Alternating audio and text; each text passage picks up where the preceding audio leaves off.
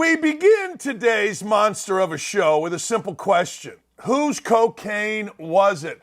The FBI, the Department of Justice, closed the investigation yesterday saying, we don't know who brought cocaine into the White House. Let me ask you a question. Isn't that a little scary for all Americans? Like, this is the #1 secured building in the world, and we don't know who brought the coca plant in. There were no fingerprints on it, supposedly. Look, I know we said before that you could find Saddam Hussein in a hole in the middle of the Middle East and you can't find whose blow it was. But does that lead to this? Here's the question. Does the fact that the White House and the FBI is saying, no, we don't know, we're done, does that lead you to believe that it was Hunter Biden's or Joe Biden's? Does that lead you to believe that the investigation was stopped because, well, it led right to the big guy, or it led right to the crack doing, whore screwing? I don't know what else I want to say. See, to me, it kind of does. Now, I'm not saying for real. I talked to a guy who worked in the White House. He goes, yeah, it's probably just some staffer. You know, he said people do stuff all the time that is really stupid in the White House. But does that lead you to believe that that's whose coke it was? It kind of did me. It did. It kind of was like, hey, if we're so quickly going to discount this, because I don't know if it's a serious offense or not, but I'll tell you this. I've always said I never want to be the one that causes a disturbance so everybody has to deboard a plane. Period. I don't think I ever, and I never thought of this one, I never thought I want to be the one who caused the White House to shut down. I never want to be the one like Sterling Sharp or Shannon Sharp, whichever it was, that gets marched out in a basketball game. I don't want to be that guy. I do not want to be that guy. I want to sit there and watch other people be that guy. So we got a little video. Here's a little video on the Coca Gate. Coke Gate? Something gate. I don't know.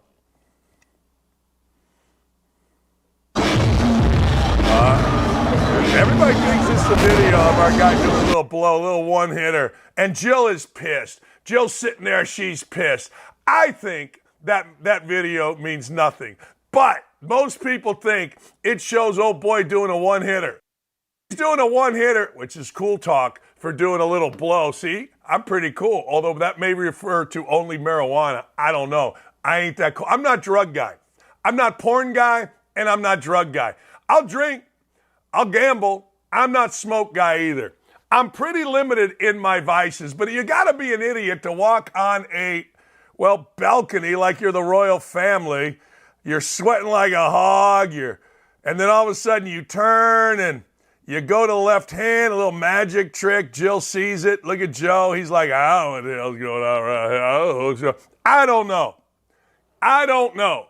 But what I do know is short investigation tells me that Hunter Biden and the big guy, one of the two, doing the blow. That's what it tells me. John Kerry's pissed. Oh, John Kerry's hot. John Kerry's also a hypocrite. John Kerry is also a wordsmith. Remember John Kerry? He had the gorgeous hair, the long face. Hey, by the way, horse walks into a bar. Bartender says, hey, why the long face? Anyway, John Kerry is mad, and he stands in front of Congress, and he blatantly, lies-ish. Let's hear from the great orator, John Kerry. I just don't agree with your facts, which began with the presentation of one of the most outrageously persistent lies that I hear, which is this private jet. We don't own a private jet. I don't own a private jet. I personally have never owned a private jet. And obviously, it's pretty stupid to talk about coming in a private jet from the State Department up here. It just, honestly, if that's where you want to go there. Well, we're going there. Fox News, John Kerry's private jet emitted over 300 metric tons of carbon since Biden took office. Now, of course, John Kerry is lying because that's what he does. But is he really lying? Because the private jet, the Gulfstream GIV SP, has made 48 trips lasting more than 60 hours, emitted an estimated 715,886 pounds or 325 metric tons of carbon. That's just since old boy took over office. The Flying Squirrel LLC owns it. So John Kerry doesn't own it, except It's a charter company owned by Kerry's wife, Teresa Hines Kerry, in which Kerry reported owning more than $1 million in his most recent financial disclosure. So what John Kerry is doing politics stuff. I've never owned a private plane. The Flying Squirrel owns a private plane. Well, it's my wife's and I fly it, but hey, I don't own it. Yeah. Now look, you got to understand something. The reason this is news is Kerry was appointed by President Biden to lead the State Department Global Climate Policy Outreach. Yeah. And what that means is somehow by giving speeches, this long-faced man gets richer and richer and richer. It's one of the great scams of our lifetime. Just look it up, this whole global warming thing. I had a family member, there were fires, I think it was in California or whatever it was. And she's like, yeah, tell me global warming isn't true. You see those wildfires? I go, it was started by arson. Here's the link. Arson. Here's the link. People just don't know what they don't know. And that is why, ladies and gentlemen, I am here for you. Hey, this may be a bit of a misleading headline, but it is a true headline. FIFA, the soccer folk, are offering free tickets, ladies and gentlemen. Yeah, I said it. Free ducats to the Women's World Cup in New Zealand. Now, Australia, pretty good ticket sales. New Zealand, New Zealand cares about Aussie football, rugby. You know that Aussie stuff that used to be on ESPN with the 3 goalposts? That stuff was good stuff. That stuff was big-time stuff. But anyway, so in New Zealand, they are offering Megan Rapinoe's bitchin', whining, moaning team of gals. To watch them, you got to get free tickets. It's like an Indiana football game. Indiana football, hey, you want a ticket to an Indiana football, go take a dump in a convenience store bathroom. Next thing you know, the guy will hand you. There's a glory hole in there you got to navigate, but that's Bloomington. What can I tell you? But I got to tell you, if you want free tickets to FIFA World Cup, get in a plane, fly to New Zealand. Hell, all you got to do is pay for the flights and where to stay, and then you watch a bunch of girls running around like 15-year-old high school boys, and they can't beat them. But hey, courageous. We saw it on the ESPYs. By the way, ESPYs numbers are at a pre-COVID low. Pat McAfee was great. Other than that, I don't want to hear about it. Oh, boy. Let's file this. Where's my file? I thought I had a file around here. Now I got this. This is my bag. You know what? What's in the bag? There's a pen in the bag, but other than that, there's nothing in the bag. Put this in the bag, ladies and gentlemen. Scientists who denounced COVID lab leaks. Now I'm going to say this slowly because this is important. This is another right-wing conspiracy. I want to say it slowly because it's another right-wing conspiracy proven what? Can I hear it? Can I hear the fellas in the back? Proven what? True, you say? Bingo. Give them fellas $100. Scientists who denounced COVID, they denounced the lab leak. The theory was crap. It's conspiracy. It's right-wing. Hold on. These same scientists secretly believed it was highly likely the virus escaped Chinese research facilities. This is all in leaked messages to the Daily Mail. Many predicted this all along. Many said this all along. We know, this virus doesn't just happen out of nowhere. Trump doesn't call it the China virus just because he wants to be racist against Chinese people. At the time, right before COVID came, I thought it was odd. I told my wife, I go, I'm doing a lot of traveling, and every Asian person that I see is wearing a mask. What's that about? And the real Asians, people from Asia, not seventh generation here trying to get into Harvard. I'm talking about real Asians doing real Asian stuff. And they all had masks, and I didn't. And I asked Lee, I go, I don't know. And this is before COVID. So here we go. Hunter laptop deal. Right-wing conspiracy. Really? It's true. Russia collusion with Trump never happened. Right-wing conspiracy. It's true. Hillary Clinton destroyed emails. Right-wing conspiracy. It's true. It's almost as if you can come up with a right-wing conspiracy, quote, from the far left, you know one thing is going to happen. It's funna be true. Period. Well, Dakich, what do you mean real Asians? Stop it. I had a buddy, his last name, he was no more Mexican than me. But he had a last name that sounded Mexican. He couldn't get into law school, so then instead of checking white, he checked Hispanic and got into law school. Don't even try it. I live in the real world. Rory McIlroy is saying, I will retire before I go to LIV. We'll see. We'll see. Here's why this is interesting, because there's a report out there that part of the deal between LIV and the PGA was that El Tigre, Tiger Woods, and Rory were going to be asked to play 10 LIV events over the course of a certain number of time. Now, Tiger Woods never going to do it. No chance. Tiger Woods got all the money in the world. He got a right leg that looks like a spaghetti string. He ain't playing 10 events anywhere in a calendar year or 2 calendar years. I'll give him, he may events over 3 years, and all 8 of them may be majors. But he ain't playing. There is no chance in holy heck that he's playing 10 LIV events. And I hope McIlroy stays with this, because you know what happens, baby. Dinero, cash, coinage, moolah, as we used to call it. Who's got the moolah today? I don't know where we came up with moolah, but we did. So, you know, the idea of this being something that these two are going to do, not a chance in holy hazel is Rory McIlroy, unless, of course, the moolah. I think that's the official term for money on this show. I think I've just decided. Moolah, money, scratch, itch. Who's got the itch today? Who's got the moolah? Who's got the dinero? Who's got the pesos? Who's got the money? What are we doing? Where are we at? How are we going? Yeah, I'm ready to go. Hey, this is interesting. I don't know if you saw this, but the Washington Football Commanders. The Washington Football Commanders may not be able to be sold by a group that includes, it's not him, it's a group that includes Magic Johnson, a bazillionaire named Josh Harris. There's some stuff going on here. So the Commanders, they want this done. And if you look on ESPN's website, there is not a mention of it. They don't mention. But there are a ton of folks reporting, including our good friends at ML Football, which is a fantastic website if you want information. The Commanders may not be sold. Now, here's the situation.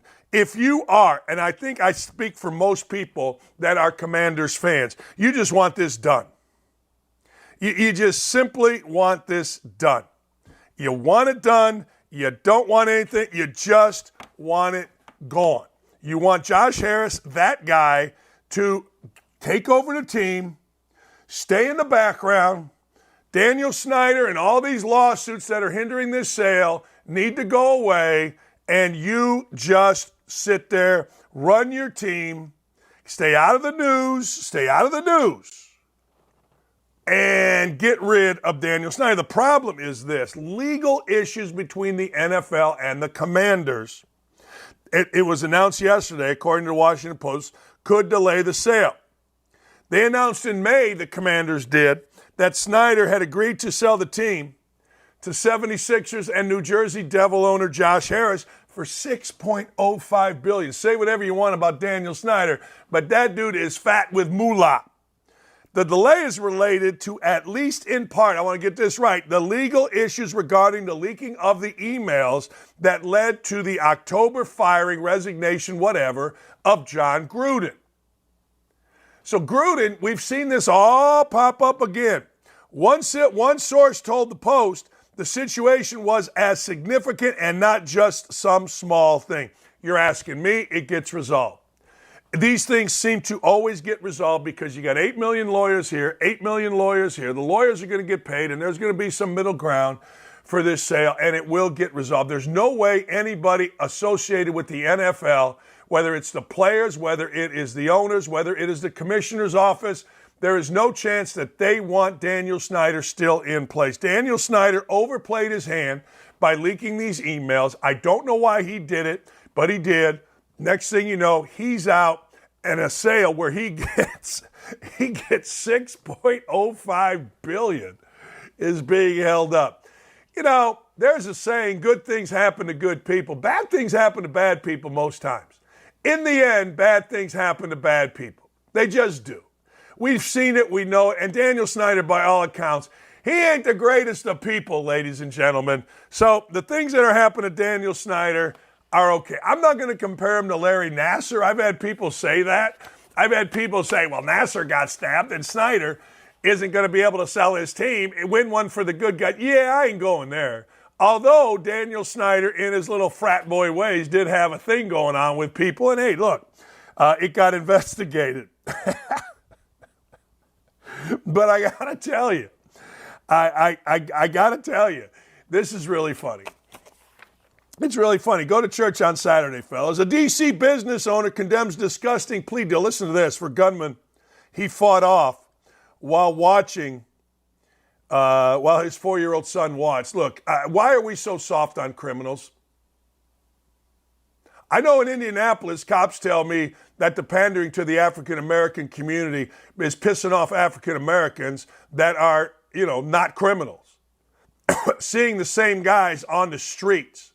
Seeing the same guys on the streets after they knew what these guys did is disgusting many in Indianapolis, and I assume it's disgusting many all across the country. We have a prosecutor here in Indy, Ryan Mears, who would rather pander to keep his job. And this isn't me talking. It's a couple of African-American cops that are saying, hey, this guy would rather pander to keep his job than he would do anything in terms of holding criminals accountable.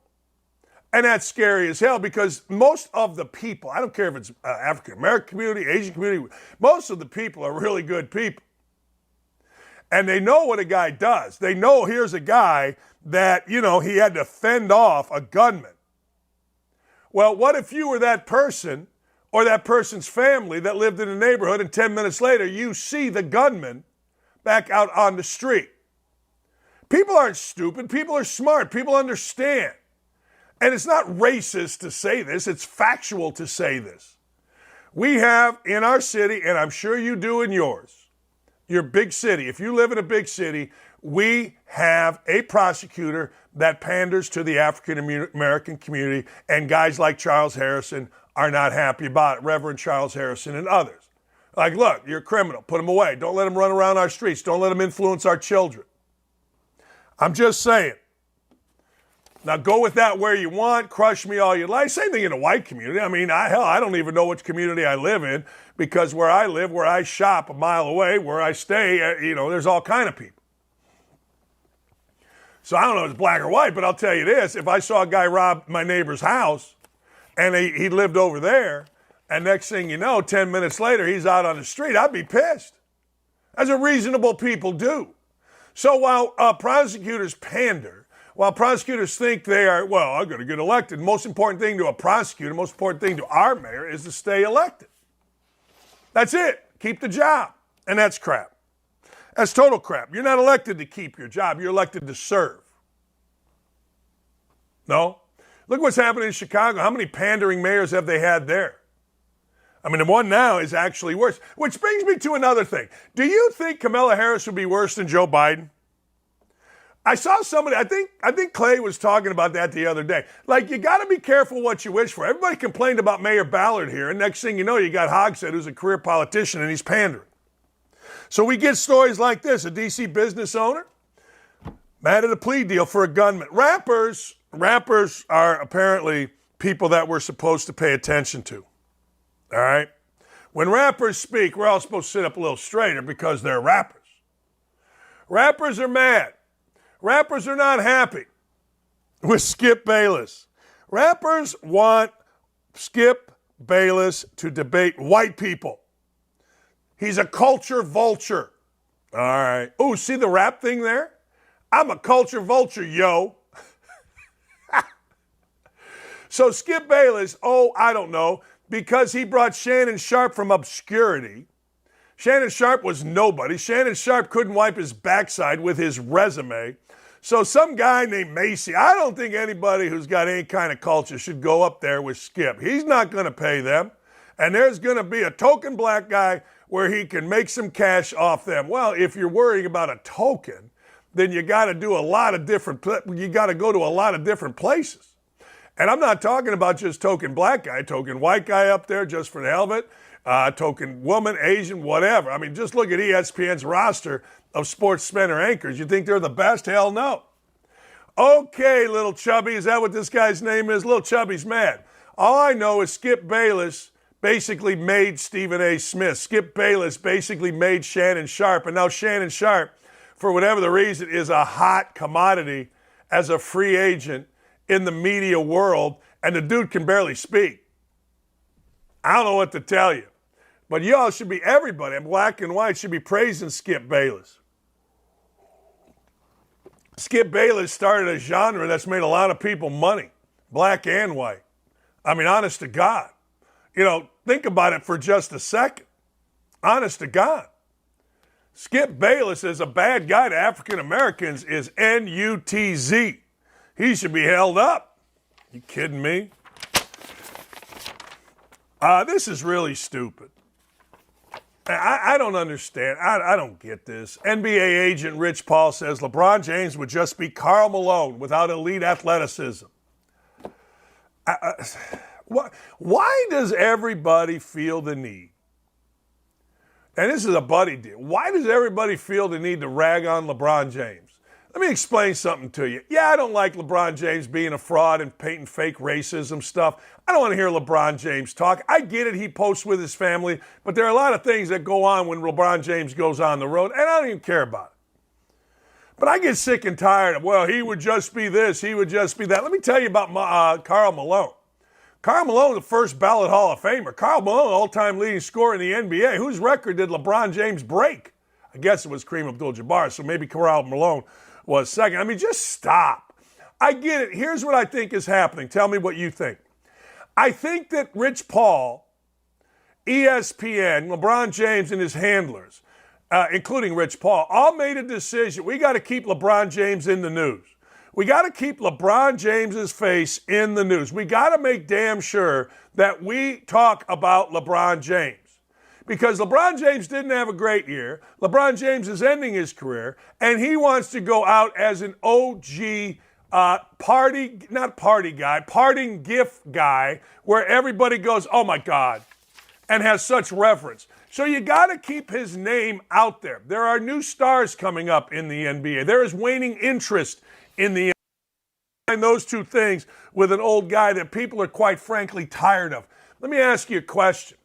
LeBron James doesn't want to end up like Kareem Abdul-Jabbar, where you are a great, great player, but everybody discounts you because they got tired of you bitching about everything, even though Kareem Abdul-Jabbar was right about everything he said. Just my take. So LeBron James and all of his peeps are out here, and that includes what's-his-face. They're all out here. They're all out here keeping his name alive, saying stupid things, so people will do what I'm doing right now. Oh, man. LeBron James is better, man. Yeah, I don't give a rat's ass. I don't. San Francisco is still doing San Francisco things. This is weird. You know, like I have a friend that lives in San Francisco, and he tries to tell me that San Francisco isn't as bad as it looks. And I go, okay, another San Francisco business bites the dust. And here's why. You ready for this? It's a food hall. Been there forever. And this same thing happened in Indy. Was it right across the street from the prosecutor's office, right across the street from the jail? Drug dealers, human feces, and crime. Drug dealers, hey, people just taking a dump. The same thing happened. What was it called? Market something. I think it's still there in Indy. It's a place where you can go inside, but once the pandemic hit and everybody realized we lived in a lawless world, guess what happened? I don't understand the taking a dump on a public street, but it's an example of no respect. So San Francisco once again gets hit. I'll never understand this. I just won't. I live in Indy, and in Indy proper, Marion County, I vote in Indianapolis elections. I will never vote for a Democrat. And I don't really care, Republican or Democrat. But I've looked at all of these cities, and they are all plagued by this, what you're seeing. And who are the mayors? Democrats. Who's the mayor of our city? A Democrat, career politician. Smoking Joe Hogsett. I don't know. All I know is this. I ain't voting for one. You can. I'm not. Friends privately are worried about Bill Belichick's job security. Isn't that odd? Isn't that odd? I mean, seriously. Bill Belichick and job security. But here's the deal. Bill Belichick is the guy that, well, we all say he's the greatest coach because he's won the most rings. All right. You can name any place, any coach, anywhere. Bill Belichick, though, put himself in an interesting position. Very, very interesting. When he was wrong about Tom Brady, and by any measure, you can argue that Bill Belichick was 1,000% wrong about Tom Brady. Period. 12-4 in 2019. All right? Okay. 7-9 without Brady. 10-7 without Brady. 8-9 without Brady. I don't know. I'm just saying. Before, with Brady, 11-5 Super Bowl champs. 13-3, 14-2 Super Bowl champs. 12-4, 12-4, 12-4, 12-4, 13-3, 14-2. That's going back to 2010. Now, without Brady, last 3 years, 7-9. Let's do the math. 10-7. I don't know about you, but that's 17-16, and then 8-9.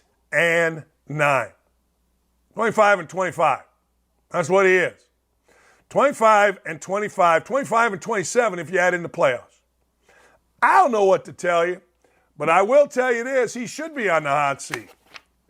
Now, he ain't worried about it. He ain't mad about it. But Bill Belichick without Brady is, I don't know, kind of like me with hair. Just me without hair, stunning. At least that's how I look at it. You may not look at it that way. I don't know.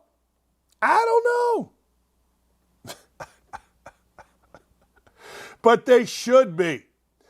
I don't know. A Kentucky bone collector, listen to this. A Kentucky bone collector sold dead friends' skulls nationwide. Hey, Sean Black, you're my friend. When you die, can I get your skull? Do you mind, Gritty? Can I get the bean? Can I get the head? Can I get everything? And we'll see what we're doing. I need your skull, lady. Marky Mark, Otter Creek, can I get your head? Now, here's a gross thing. I've said this forever. A skull is very, very, very, very, very, very odd. Like I told you this, there was a slaughterhouse behind Durkin's. We had this big, it wasn't a forest. We called it a forest, but we had all these trees. And they had a slaughterhouse out there. It was all beat up, but we would go out there as kids and we would play, right? We'd play, I'm sorry, but we played Cowboys and Indians. We played war. We played hide and seek. We built a tree house out there. Get mad. Oh, my God, you played Cowboys and Indians. You're a racist. Yeah, whatever. And we, quote, stayed away from the hobos. I said bows, hobos. Everybody always said there were hobos and badgers out there. So we worried about the hobos. We worried about the badgers. We played Cowboys and Indians, war, hide and seek, kick the can. And out there we would find skulls, these big skulls of cows. And we would throw them at each other. And it was gross. It was severely gross. It was disgusting. It was awful. Like, what are you doing? So I can't even imagine. If I found a human skull, the first thing I would do is call the cops now. Second thing I would do would be like, man, you get the creeps. But this dude decided, you know what? I need a little cash. I got some d***s. I'm going to heat them up. I'm going to sell them. What's wrong with that? I don't know. Maybe there's nothing wrong with that. But I feel there's something wrong with that. I feel like you should not sell your dead friends' skulls. I think you should revere the dead. Lee's mother died a couple weeks ago. She wanted to be cremated, so we're cremating her. We're getting a lot ashes in different spots, an underground urn, and planting a tree next to it on the property. Wonderful. Lee has a necklace with some of her father's ashes in it. It's a little circular thing. She's getting one of her mother. She's giving one to her daughter. There are certain things you do when people die, but you don't sell their frickin' heads. At least I don't. Lick, do you? Do you sell their heads? Iron Man, do you sell their heads? Iron Man says Einstein's brain was supposed to be discarded. Thank God they didn't. Now they know why he was so good. Dan, did you ride your bike, DD, big and tall Stingray? I didn't need a big and tall Stingray, but I did, man. I had a blue Stingray. And I remember when I got that bad boy. I remember the Christmas that I got that bad boy. That's why Lee and I are so big into bikes, because we remember when we got our bike, we remember what we did with our bike, and we remember the freedom of said bike. That's right. That's right, we do, and you should too. Go to dandakich.com and donate. Oh, I'm sorry, I got lost here in the middle of everything. All right, we're gonna be right back. We thought we were having Senator Ronnie Jackson on, but Ronnie Jackson will not be joining us. He has got votes. Alan Beal is the CEO. You're gonna like this. Trust me on this. Tell your friends it is time, ladies and gentlemen, to come. The CEO of Armed Forces Brewing Company is gonna join us. And we're going to talk about what is happening in the beer industry. My boy Kevin Paschke, he kept, hey, give me a Bud Light. I'd like a Bud Light. I go, Kevin, you're really into that. I get it. You like Bud Light, and I ain't mad at you. Last night when we went to the Coachman, which is a great restaurant, one of the great restaurants in the state of Indiana. Be right back with Alan Beal. I hate to beat a dead horse, literally, but as I've told you for months now, Joe Biden is not going to be the Democratic nominee in 2024. And here is just another indicator, another clue that the day he decides to bow out is just around the corner. The establishment media is finally digging in, clocking the big guy from the left and making sure it hurts. This is significant. The mainstream media has been Joe and co.'s biggest shield thus far. Without the full coverage and cushioning from the media, Joe will not be able to withstand, I mean, let's be honest, he can barely stand in the first place, the weight of his scandals, his son's deviant behavior, or his own age and mental shortcomings. This is a turning point, and it's happening just like clockwork.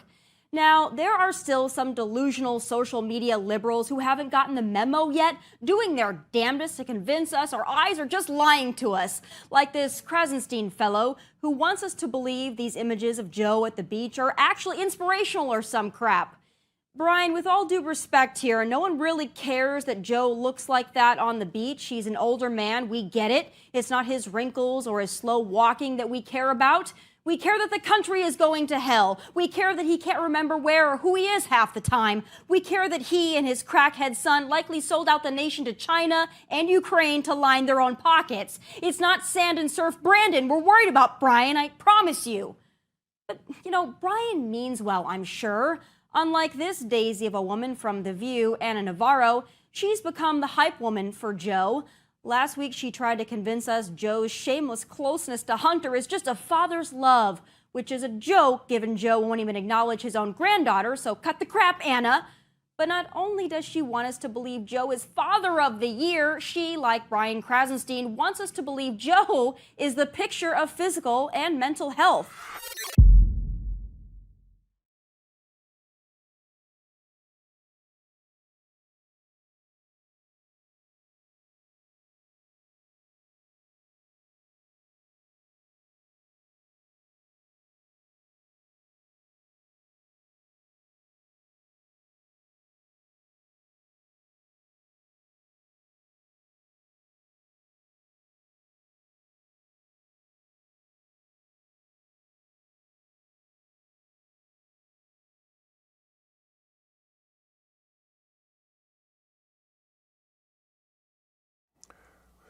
Hey, welcome back, ladies and gentlemen. You know and I know that the Bud Light boycott is fantastic. I mean, it's not kind of good. It's fantastic. And I really got into it because, well, my wife, who I've told you many, many times, is a frickin' stud and a legend in the world of softball, is tired of dudes playing dress up and acting like women. Let this guy, Dylan Mulvaney, let him menstruate one time. And she'll put away the makeup and join the Army. Speaking of joining the Armed Forces, Alan Beal, CEO, Armed Forces Brewing Company, joins us. The name is awesome. You give back money to veterans. Awesome stuff, Alan. Thanks for joining us. Dan, thanks for having me. I really appreciate it. It's a great day in America, and it's Red Friday. I'm wearing my red T-shirt today to remember our deployed troops. damn, hold on, hang on. I got some red right here I'm wearing I'll wear that. I got a bathrobe here that's red. Shoot, I'm red. If you're going Red Friday, brother, I'm going red baby. with you if it's for deployed troops. Yeah, I'm in. I know it's a little checkered, but that's all right. Hey, what was the driving force? Tell me about Armed Forces Brewing Company, please. Well, I hadn't seen anybody out there that was really making a military tribute beer company on a national scale. When I pulled into the Naval Academy into Annapolis, and I come from a huge military family. I grew up on military bases. My dad was in the Air Force, my grandfather in the Navy. I've got uncles that went to, and cousins that went to West Point, and I've got a couple uncles that are Marines as well. So I grew up in that and grew up in the food and beverage industry, made a career out of it. The lights went on when I saw the Naval Academy for the first time, and I knew we had something really special here. I already knew the military community, and we all love beer. Yeah, we do. We all love beer. Bud Light, Dylan Mulvaney, I got to tell you, could the Bud Light boycott be used, to have Americans invest in products that represent American values rather than these selfish-ass large companies that frankly don't even live in America. Budweiser is this American company that lives in frickin' Belgium, for crying out loud. Yeah, we're 100% American made. We even use veteran grown hops in our beers to support other veteran owned businesses. And thanks to 8,000 investor shareholders in our company, we've grown like a weed. We're going into all these major chains around the country, and we've built this 8,000 plus investor community of veterans and patriots all over America. They helped us just acquire a brewing facility in Norfolk, Virginia. So we're getting ready to move into our very own facility in a great naval market, and everybody can invest. Anybody can in the country can invest in our company, and they can just go to ownarmedforcesbrewingco.com and invest. It's $200 minimum. Shares are $10 a piece. When you saw the backlash to Dylan Mulvaney and to Bud Light and Budweiser and Anheuser-Busch, what did you think? Yeah, there are multiple companies out there that are making some really big marketing mistakes. And, the imagery, our beer is made to tribute the men and women who have served and sacrificed in our U.S. military and our first responders. That's what we're about. That's what you're going to see on our cans. You're going to see an aircraft carrier or a shooter there from an aircraft carrier deck crew. If you want to imagine that he's gay or straight or trans or black or white or whatever you want to imagine, you go right ahead. We're here to tribute that service. And we're just not going to go, that marketing direction. It's about the military. It's not about all these other social labels that are going on. That's not what we're about. So speaking of that, what do you go ahead? Well, I just feel bad for the people, AB InBev, they made a really big marketing mistake, but it's really, really adversely affected all of their employees, their salespeople and their delivery drivers. It's really, really affected them in a bad way. And I think we need to remember that they didn't sign up for this marketing faux pas. So they're really hurting out there at AB InBev. Yeah, that is interesting. It is a balance, right? You want people to understand that don't insult the American consumer. Don't insult the American male. Don't insult the American conservative. Don't insult us. I'm not saying you got to cater, but just don't insult us. So to that point, your beer is very patriotic here. What do you think? What does your company think about the lack of patriotism that we see in a lot of different areas here? Or do you see great patriotism in this country? I'll tell you what, I think patriotism is really picking up around the country. Especially that's why we came out with our preamble, We the People Light Session Lager. This is a tribute to the Constitution. It's a tribute to freedom, and it's a tribute to the oath that our service members and first responders take when they sign on the dotted line. So we've got a patriotic beer out there. This is the alternative to that domestic beer that people are shying away from. Honestly, they're losing billions and billions of dollars in market share out there, and we're that great alternative. My answer is Pat Tillman. If I were going to have a beer and I wanted somebody to represent me, my answer would be Pat Tillman.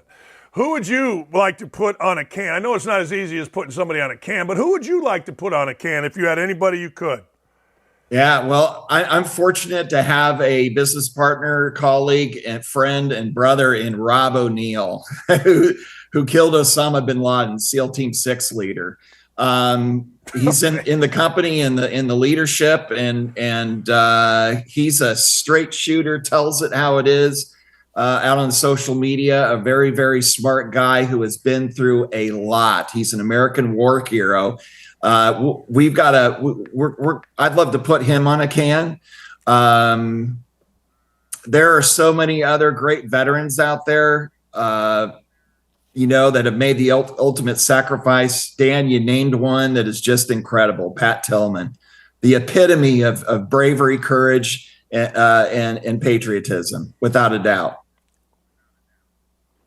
Yeah, I related to him as an athlete. I mean, I never was a professional, but I did, I played at a high level, Indiana basketball. I don't know that I would have left IU and Bob Knight to go to the military, particularly. I wouldn't have had the stones to do it. The military wouldn't have really wanted me, and I wouldn't have blamed them. They'd have said, hey, Dan, you just stay where you're at. We don't need you. Hey, Alan, we're going to keep pumping it. Thank you for the time. Great stuff, man.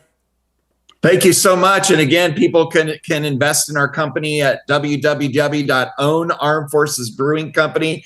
Join our shareholder community. It's 8,000 plus strong. And we're going into Publix, Winn-Dixie, Walmart, Sam's Club, all those big chains. You should be. And I'm going to buy me some as soon as I am done here because I need some beers for the weekend. Appreciate you, my friend. I am. If I get all right. Thank you, Dan. Thank you, sir. Take care. All right. That is Alan Beal. Follow him at Alan Beal 8. Look, hey, there is a culture war of some sorts going on right now. I never saw, to the patriotism thing, I never saw so many people around the 4th of July. Maybe I say this every year, I don't know, but I've never seen so many people out here on the lake that I live on so proud to be Americans as this year. People flying flags. Hell, I went and bought a new flag because I didn't like the way my flag looked, so I went and got a new one. And I want a bright, shining red, white, and blue flag out there. And if anybody has a problem with it, they can kiss my ass. It's literally that simple. So let's go. Armed Forces Brewing Company, we support you. We will continue to support you, and we will not stop supporting you. I'm just saying. Lolo Jones hints she's ready to retire. Remember Lolo Jones? She was an Olympian.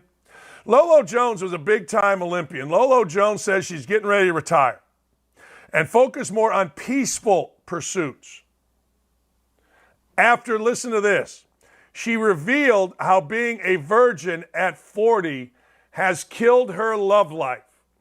I like Lolo Jones. I do. See, to me, Lolo Jones, first, she's a beautiful woman. She has some morals about her. I wish, true story, I think like most of us, I get personal on this show. First time I ever had sex changed my life and not for the better. I wish I had never. I wish I hadn't. I wished I had been as strong as Lolo Jones. And it's interesting. I wonder, I just do, I wonder how many men and women feel the same way. I'm sure everybody that ever had sex with me feels the same way, I guarantee you. But you know what I'm saying. So good for Lolo Jones. If that is something that you don't like, then you're an idiot. Seriously, you're an idiot. Undisputed lightweight champ of the world, Devin Haney. Oh, I'm telling you, she's a beautiful woman. Smart, athletic, and a virgin. God dang. And she's from Iowa. Yeah. I'm all in on her. She was criticized because, well, not on her achievement, but by her exotic beauty and on a sad, cynical marketing campaign is what the New York Times said. Right there. I mean, who isn't? Like, every little girl in college athletics is capping in on her beauty. I capitalize. Why do you think I'm on the air? For all of the stuff that I say? Oh, hell no. I'm on the air because of all of this. Undisputed lightweight champion of the world. When are we going to learn? Devin Haney. Devin Haney's good. He's arrested for having a semi-automatic weapon found in his car. Look, I know you're cool. I know you got the shades inside. I know you're the man, baby. You're the man. Devin Haney, you're the man. We all genuflect to you because look how cool you are. You're so cool, you cold. But do yourself a favor. Stop driving around, I don't know, with semi-automatic weapons. And I say that to everyone. I say that to you out there, me, my kids, anybody that's on our YouTube chat. Dude's 24 years old. He's 30 wins. No, he's the undisputed. He's got everyone. Listen to how many belts. WBC, WBO, WBA, IBF. He's the man.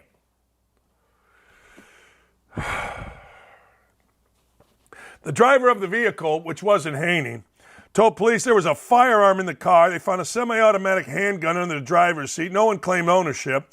Haney was arrested and booked on a felony since the car was his. There's a misunderstanding that will be solved when Devin goes to court. Haney's father and trainer said it's unfortunate that he's arrested with his armed licensed security. I'm confident things are going to be worked out. Of course they are, because nobody has any problem. Doesn't matter. Just don't, okay? Hey, you want to buy ESPN? Do you want to buy a portion of ESPN? ESPN, as Clay so adroitly points out, is struggling a tad. Viewership, not great. Not great. People cord cutting, not helpful. They haven't figured out the streaming thing yet. ESPN, though, is a part of Disney, and it's kind of the drunk uncle of Disney. They always got to deal with stuff, Disney does. Disney just wants to make the most diverse, ridiculous movies in the world.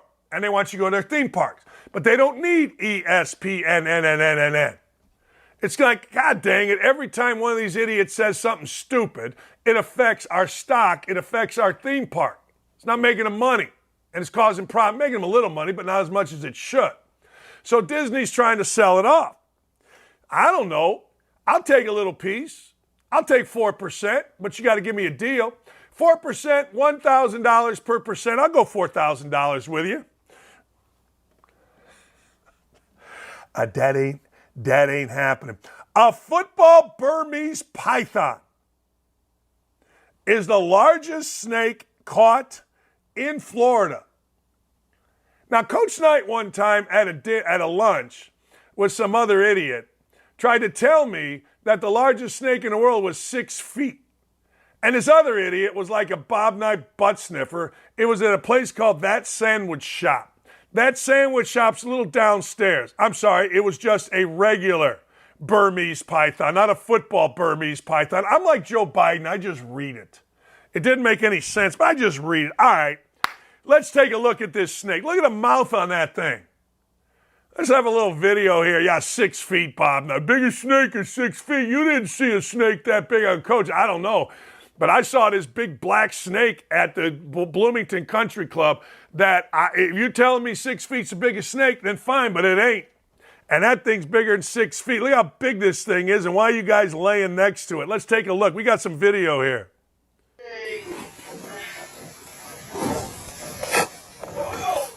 Get out of the... Yeah.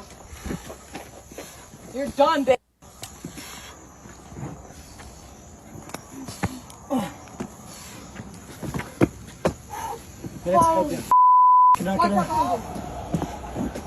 Hey, Amy, how you doing? Grab its body. Holy... Losing it, Jake. Look at this thing. Oh my God! No. Let's go. Oh, what are you doing? Oh. I know you carry tape. Tape his mouth. God damn. Get that. Get this off. Yep. Oh. Dude, that is rocking. All right. Oh my God. Just sit on her. Sorry. Sit on her. You can walk this a little bit? Sorry. Thank you so much, Amy. Oh, man. Jennifer. Oh. Oh, yeah. 17? Yeah. Oh. Yeah, baby. Yeah.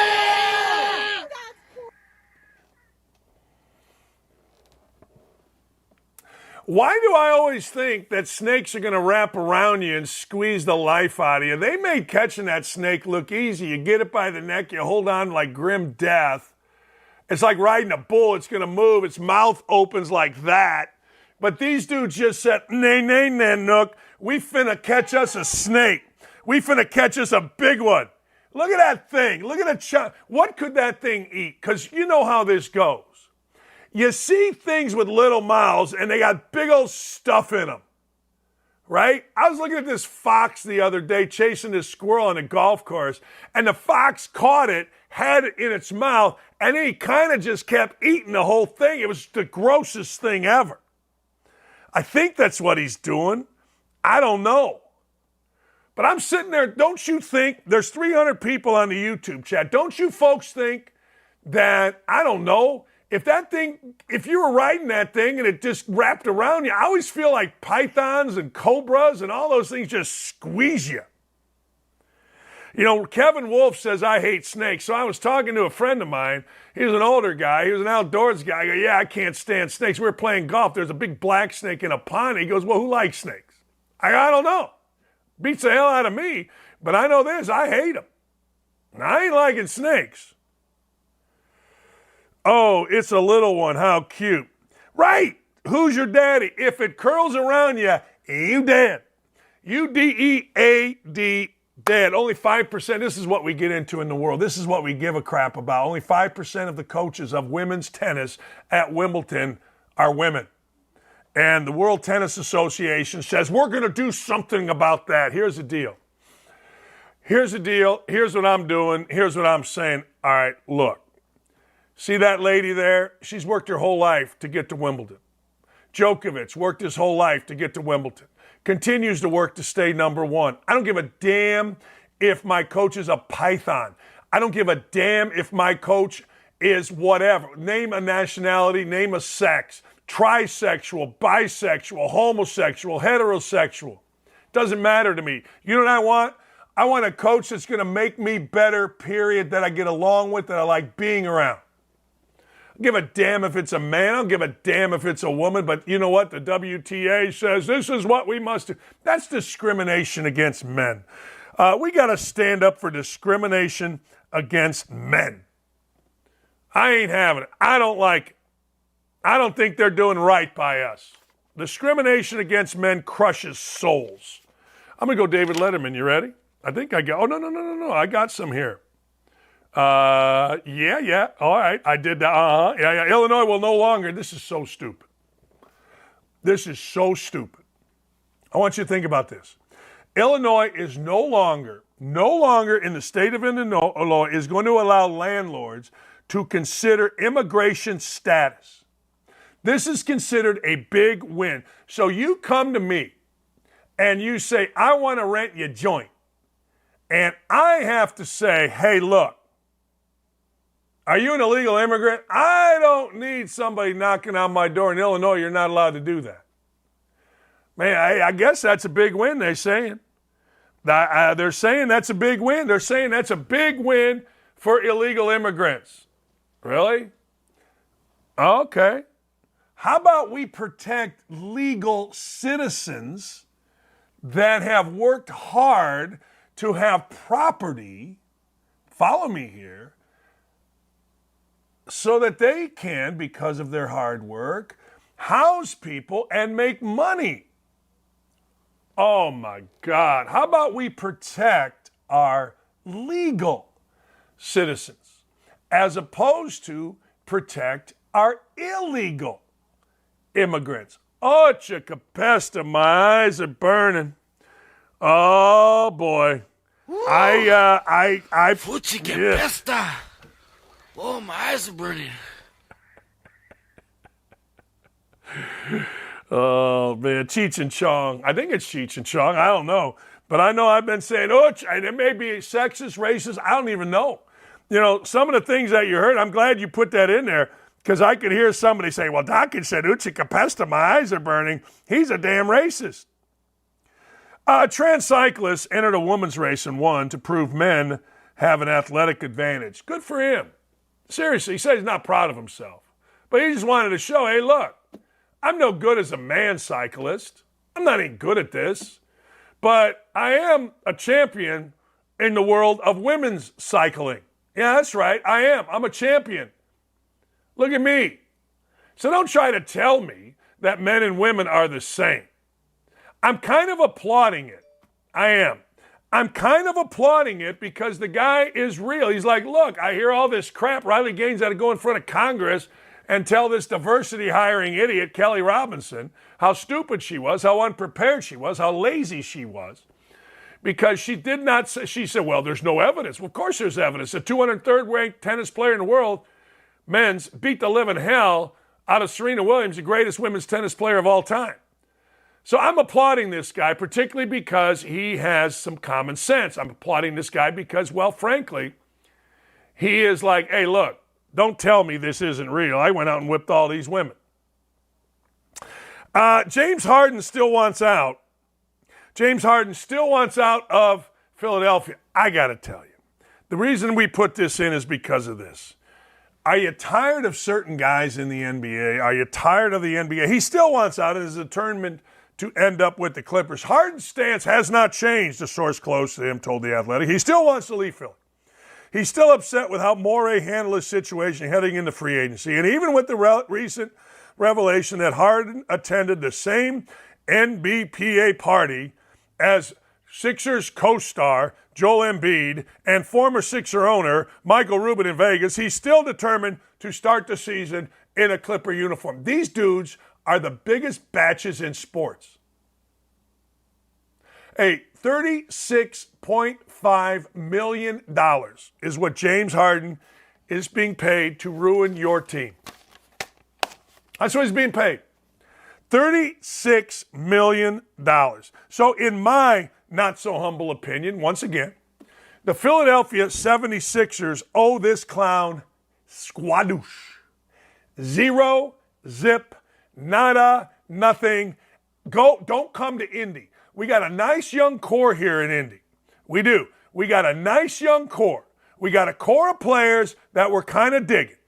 We got a core of players that we think can play. Don't come here because you'll screw it up. You'll dribble the ball until it bleeds. You'll be, I don't know what you are. I don't know if you're party, pervert, stripper guy, or you're the righteous guy. I don't know what you are. But don't come here. Hey, this is interesting. I don't blame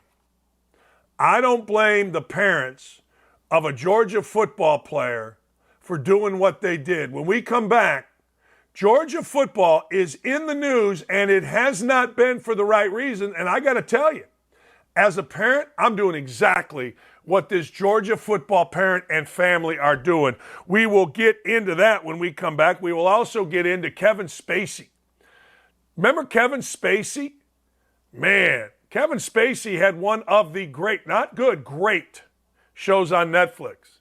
Kevin Spacey broke down crying. We'll get into all that when we come back. Thanks for being here, everybody. Salute.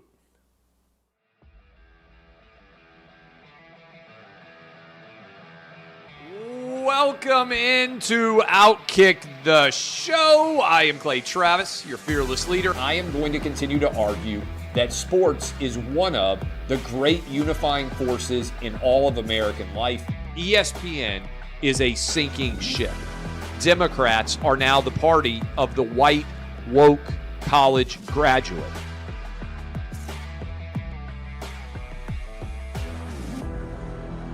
We live in a land of participation trophies. You gotta lean into the turns. You really gotta lean into the turns. When Leah Thomas walked in that first day, it got silent, and every girl was uncomfortable. Very difficult to go back-to-back years in the NFL with the #1 overall pick. I've been out of LA long enough to have forgotten that libs, no matter how ridiculous the scenario, are gonna lib. Another week of inflation, another week with Biden with COVID, and another set of losers to crown. People don't watch the WNBA on TV, in person, on a plane, on a train, on a bus, or on purpose. The scary thing, Tommy, is in the history of this government, I've never seen them give anything back that they've taken. Oh no, they never do. And they won't. We've seen coaches throw water bottles. We've seen coaches act like idiots. We've seen coaches slap other coaches. But I think if you're involved in carjacking, you're inherently a rotten human being. The level of stupid that sometimes gets on our YouTube chat just gives me a headache. You're born a male, play with males. You're born a female, play with females. Don't at me about it, people. I believe this person is the greatest player anybody alive will ever see. How can you hate Derek Jeter? A guy's on-base percentage tells me his batting eye, and a guy's slugging percentage tells me if he's a threat. That's the kind of guy that throws a no-hitter, that effectively wild guy.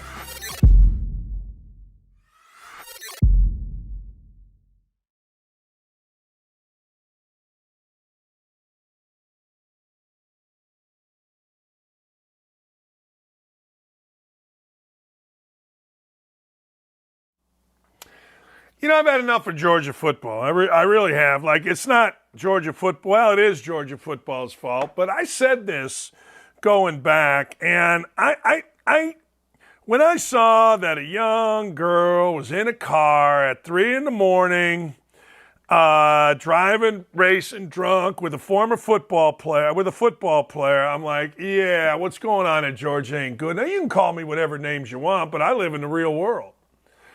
And anytime you have young ladies around football players for recruiting or whatever, and it's usually pretty good. 90% of the 95% of the time it works out well. But when people are out at 3 a.m, drag racing, drunk, you got a real problem. You got a real problem. So what was the real problem? Well, the real problem was you got in a car crash and a lady died. And here's what stinks, all right? Georgia hasn't learned anything from it. Jalen Carter is partially to blame because he was drag racing. You can say he's not to blame if you want to be a Georgia sycophant, but here's what's going on now. There is a young lady, also a Georgia staffer. Victoria Bowles was riding in the back seat of the rented Ford Expedition driven by fellow UGA recruiting analyst Chandler LaCroix. Now, all right, you can say recruiting analyst, that's fine. All right. But what's a recruiting analyst doing driving a rent-a-car with the other recruiting analysts in the back? Hammered. She was in the car January 15th while while racing Jalen Carter, the man-child, the guy who should have been the number one pick in the draft. This woman was in the back seat. They were going 104 miles an hour, drag racing. This lady Bowles, Victoria Bowles, said, screw this, I'm filing a lawsuit against Georgia, and she should.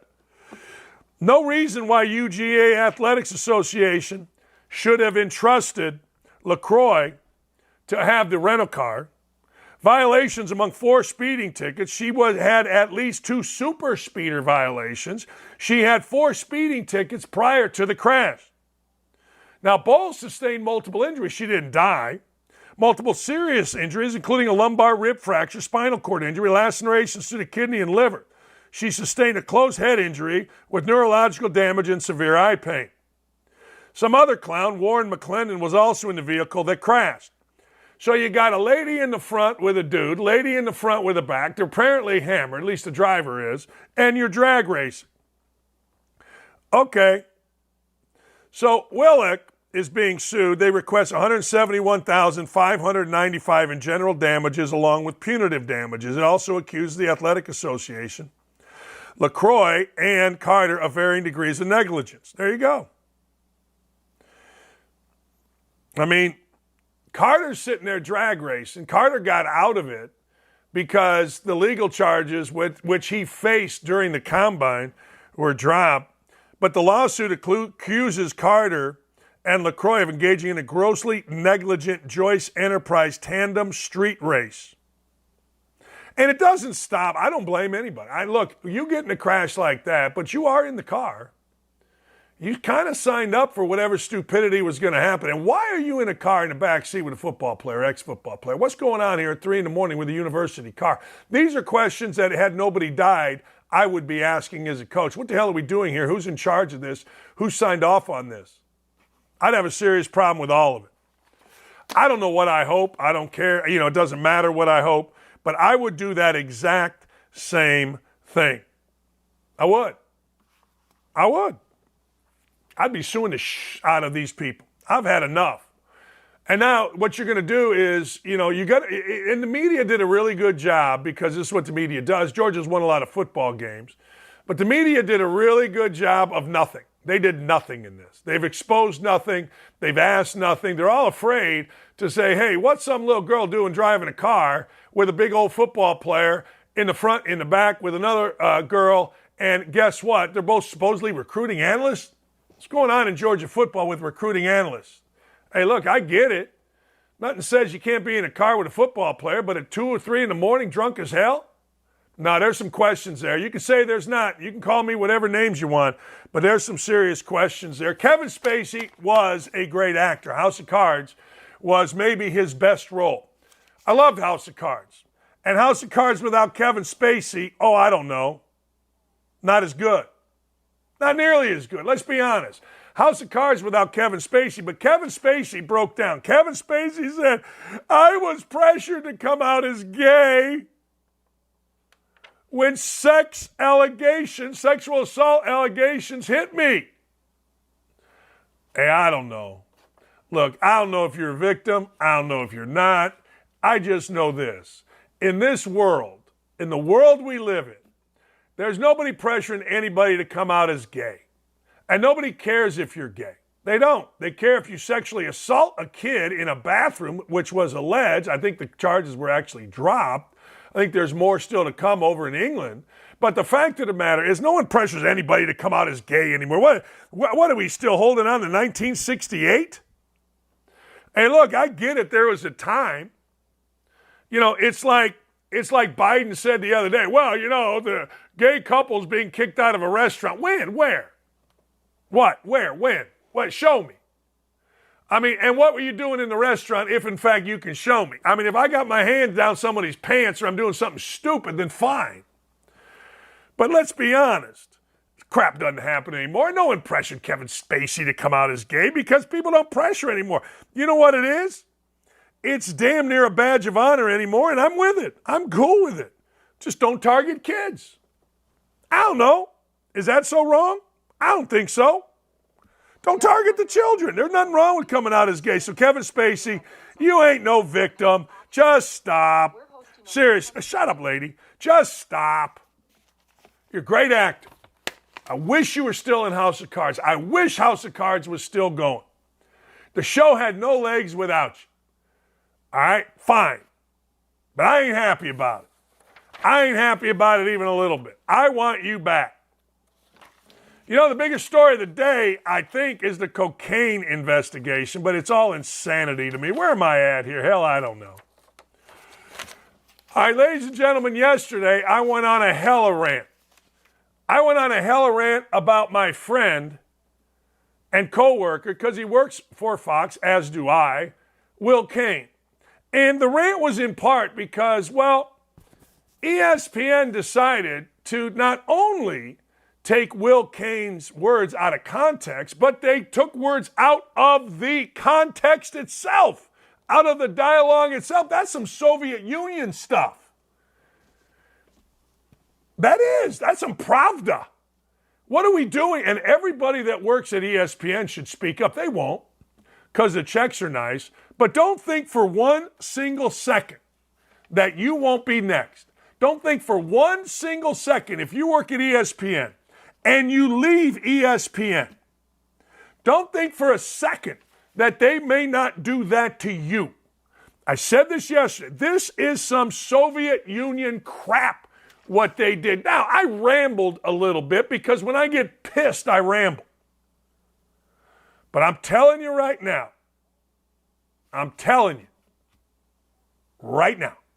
if you work for ESPN and you're on air, you better shut your mouth when you're off air Like, there's a producer at ESPN that told me one time, she goes, hey, yeah, you know what?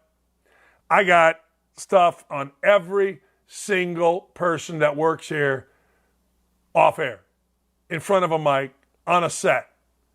Now, what they did to Will Cain, changing his words, is unforgivable and should be questioned by every ESPN employee. Here was my reaction yesterday, and I stand by this.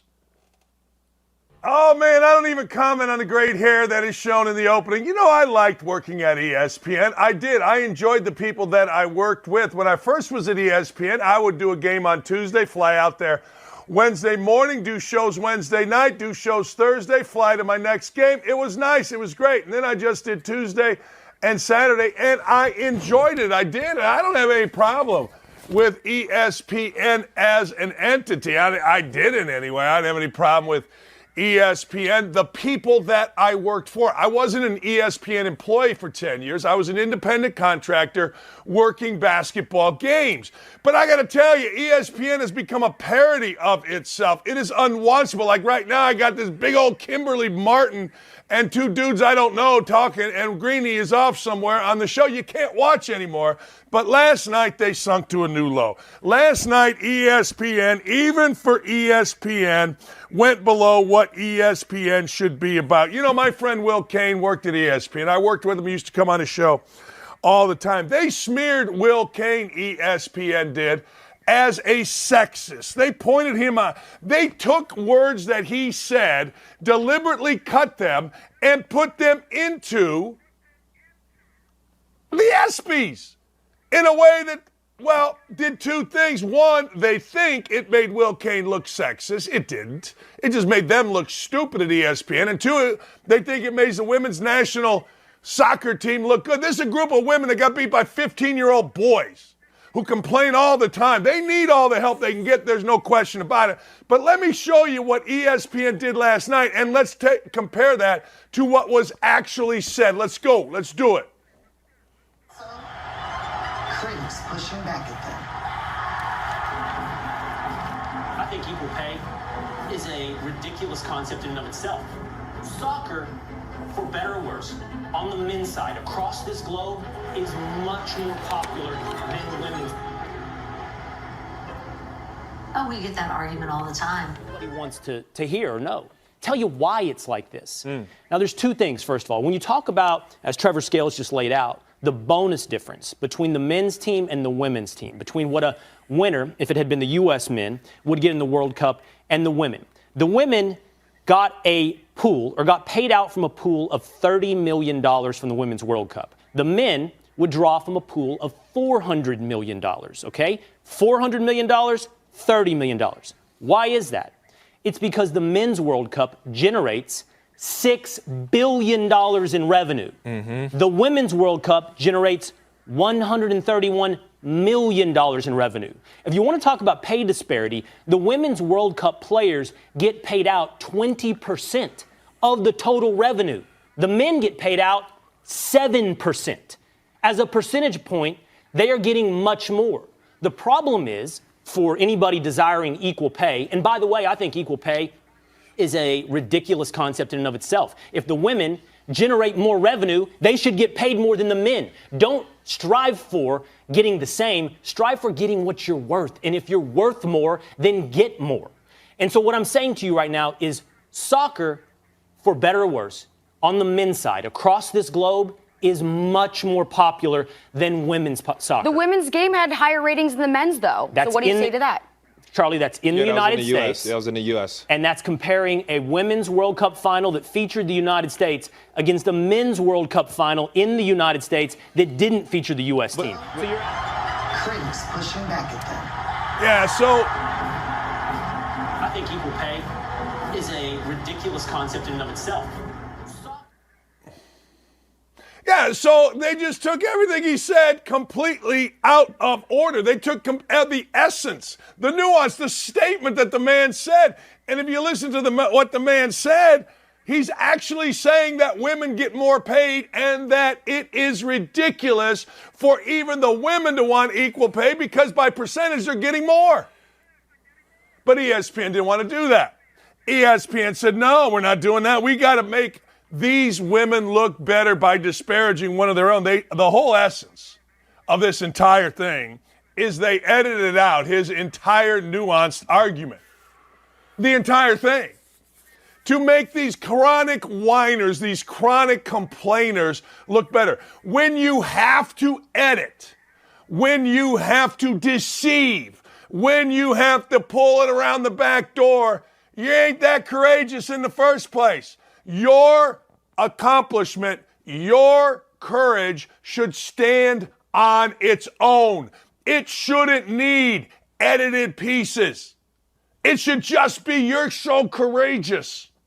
It should just be your Peyton Hillis, man. You went out there and you had to bypass your niece to go get your son to go get your niece and then come back, both of whom are struggling. There is no nuanced argument with that. There is no editing it out. It's simply a man did that. There is no nuanced argument to Riley Gaines, who's going to join us coming up.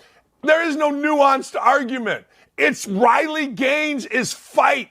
Walks in, sees Leah Thomas, a dude with his junk out in a women's locker room, goes and tells, says, what are we doing here, to the NCAA, and the NCAA completely botches it.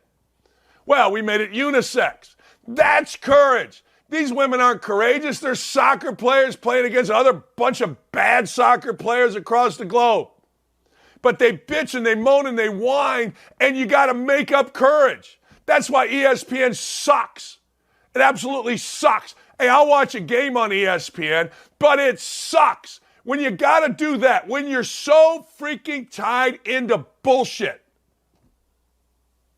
When that's what you got to do to give a courage. I'd like to see Dickie V up there for courage. He's documenting his cancer journey. I was texting with him last night. But when you got to make up stuff about a good man, and you did it knowingly, a man that worked for you, for a bunch of horrible individuals to show that they have courage so you can check all the boxes, you're full of crap. And ESPN, you're full of crap. But it is your level. It's not like that's not your level. I mean, I just read a story, Jacob Blake and the whole stuff that Jalen Rose, that is your level, ESPN. Congratulations. Last night, you sunk to your own level. Absolutely. 1,000%. And Livy Dunn, just go take your clothes off. We don't need jokes out of you. Just take your clothes off, act like this, make your money, but don't do anything other than that and gymnastics. My God, it was awful. And I only saw clips. I didn't even watch the damn thing. Hey, it just pisses you off because Will Cain is such a good dude, such a smart dude. Gave ESPN what they wanted. ESPN Radio has been a joke. Here's where it's been a joke. Let me just say, Will had an afternoon show. ESPN has been a joke ever since they put that idiot Lebitard on. Lebitard's whining about ESPN Radio, but he's the one that ruined ESPN Radio. He's the one whose ratings were so bad, no stations across the country would take him, no affiliates would take him, because frankly, they didn't want to hear his stupid stuff. The worst lead-in ever. Will Cain was in the afternoon, and he had overcome these idiots, and he did, and then he went for a better gig, and now ESPN does what ESPN does. They besmirch, and knowingly besmirch, a guy who worked like hell for him. What a crap company. What a crap group. Will Cain, you keep doing your thing, but ESPN, congratulations. You sunk to your freaking level. That's who you are. Good for you. You proved it once again. Yeah, it's absolutely right. It's some Soviet Union shit that they did. Let's be honest. It is. It's some Soviet shit. When all of a sudden you're taking words out of what is, I don't know, just a guy on a radio show. But we're going to take words out, we're going to edit it, and then we're going to use it to make our point. It still pisses me off. And somebody said, well, why does that piss you off? It's no big deal. Of course it's a big deal. Hey, 2 million people. I get it. It's the lowest rated show they've ever had for the ESPYs. I get it. All right? But still, 2 million people see Will Cain, and good for Will Cain. Will Cain fight back and said, look, hey, you can get mad all you want, but it's still true. ESPN wants to make these women into whatever they want to make these women. That's great. Wonderful. Yay, Rod, go fight, win. But you don't do it at the expense of your integrity, and that's exactly what they did. I mean, that is Soviet Union stuff. than his. That's propaganda going back to World War II. That's propaganda going back to Hitler, going back to changing words and putting it out there out of context for the whole nation to see. My God. You know, if you ever watched MASH 100 years ago, I forget what they called her, but during the Korean War, which is where MASH was, North Korea would, over the radio, have this lady, and she played songs. She played popular songs, but it was a propaganda station, and she would say, you know, Yankee, go home, or whatever. That's all that was the other night. Same thing, just a bunch of propaganda crap. That's all it was. It was nothing more than that. Nothing more than that, and it still pisses me off. All right, so you want to build a pool. So you're in Seattle. All right? And, all right, great. Yay, Rob, go fight, win. We're going to hire homeless people. We're going to get this going in the right direction. We're going to hire the homeless, and we're going to be happy about it, and look at us being progressive. Only one problem. The homeless started sitting around. The homeless weren't really installing the pool all that vigorously. They were somehow, some way, puffing fentanyl. They're just sitting around puffing fentanyl. You're sitting in Seattle, you look outside, you go, you know what? We got a great spot for a pool. You get a hold of, I don't know, Joe Schmo's pool company. Next thing you know, there's a pool at the homeless place. And next thing you know, they're just sitting around with their new pool, smoking the fentanyl. I don't know, man. Weird world we're living in. Very, very, very weird. Tokyo Rose, that's who it was. Thank you very much. Tokyo Rose. Yankee, go home. Your neighbor's having sex with your wife. Tokyo Rose was all on it. Thank you, Ruel. Yeah, I knew the YouTube chat would have it. Yeah, Tokyo Rose. Blue shirt man, your neighbor is having the sex. So there you go. Hey, let's put a pool in the homeless and let's let them smoke fentanyl. I thought even being around fentanyl kills you. JP Morgan's CEO slams remote managers, not the way to build a great company. You think? No, really. You think? Like, nobody wants to go to work. We all know this. Who the hell wants to go to work? Nobody wants to go to work. All you got to do is talk to anybody, anytime, anywhere. And my question is this. My question is, how do y'all live that don't go to work? Jamie Dimon, the CEO, is like, hey, remote work, not great. At least they're working, I guess. Of course remote work's not great. Remote work sucks because everybody needs accountability.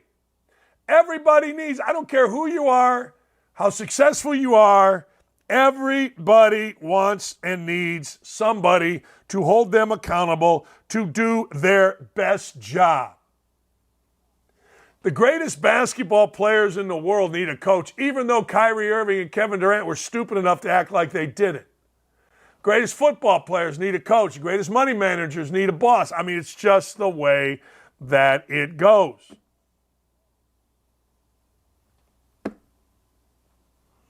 This is really weird. This is a really weird story. The BBC, I looked at this up yesterday. This is really weird. There's a guy on the BBC, he's a host, his name is Hugh Edwards. Hugh Edwards apparently, and I saw this picture and they blurred it out from the bottom, but this guy Hugh Edwards apparently paid a teenager $45 for sex pictures. And he would send the sex pictures back. Now look, I don't know. Hugh Edwards looked to be about, I don't know, my age maybe. I mean, I know I look to be 25. He looked, I don't know. But here's the deal. So Hugh Edwards decides that he is going to send them back in a suit and tie with his lower half, with his drawers down. Like, what are we doing? I was at dinner last night, and a bunch of older folks, older than me, way older than me, they were awesome. They're IU fans. And, they wanted autograph with pictures. We were taking pictures. We were sending videos. We were doing all kind of stuff at the coach meet. It was a great time. They're all big IU fans, and it was very flattering. And I'm sitting there going, man, how awesome is this? How freaking great is this? Because you were dealing with adults. I don't understand the attraction that these idiots have to young folk. I just don't, and I never will. Now, Lula is barking, and I'll tell you why. You ready? Outside, we're catching raccoons. We have a raccoon problem here, so I got a raccoon catcher. So the raccoon catcher is at our house right now. Yesterday, he caught 4 raccoons. Now, they're not being killed. They're being relocated. I don't even know what the hell they're doing, but we were assured they weren't being killed because they're kind of cute. But raccoons, particularly when they're big and fat and they come out during the day, you know what happens? Raccoons have rabies when they come out during the day. So the guy is out here right now. He told me he never saw 2 in 1 cage. We got 2 in 1 cage. Joe Biden told a Finnish reporter he may not be able to go home. He confused Iceland with Ireland. He's an idiot. Maybelline under fire for using a bearded man in an ad. I don't know where you... Hey. See, now I don't know what to do. See, the dog is sitting down here. This is why you got to love our show. The dog is sitting down here. I'm going to go to break. We'll be right back. I got to get rid of this dog. Bye. This issue of male advantage plaguing women's sports, it only recently came to light, I feel like, for so many, including myself. I was really only became aware of this when I was slapped across the face with it in regards to Leah Thomas. But as you alluded to, this is something that you had experience of. You were well ahead of your time. I mean, 43 years ago, you saw this. And so would you be able to touch on what that experience looked like competing against the East Germans? And we would have East German athletes turning up to things like even like the Olympics, and we'd never, ever seen them before. And they would literally arrive and smash world records. They looked and sounded like, very masculine. They had deep voices, very large Adam apple, bad skin, through no fault of their own. I've never had a problem with these individuals. They were pawns of a horrible system. The people I have a big problem with is the IOC. And they allowed this to happen for 20 years. They even had East German doctors sitting on international doping panels. So every time we came up with a way to try and catch them, they would find a way to avoid being caught. And this was allowed to go on for 2 decades. So imagine the number of females that missed out. However, those females only missed out at international competitions, and they predominantly missed out in swimming, track and field, and rowing. What we've got now is 10 times worse, because this is happening across every single sport, at every single level, in every single country. So I've been pushing very hard to say, right, we need to have a female classification, however that looks. Me, ideally, I'd love to bring back sex tests. And then an open and inclusive category so that everyone is still welcome in sport. Because just like you, I'm sure, you want people to do sport. You want people to be physically active, to be healthy, because it helps us, both our body and our minds, and in a world at the moment with mental health, particularly in young girls, through the roof, we need people to be physically active.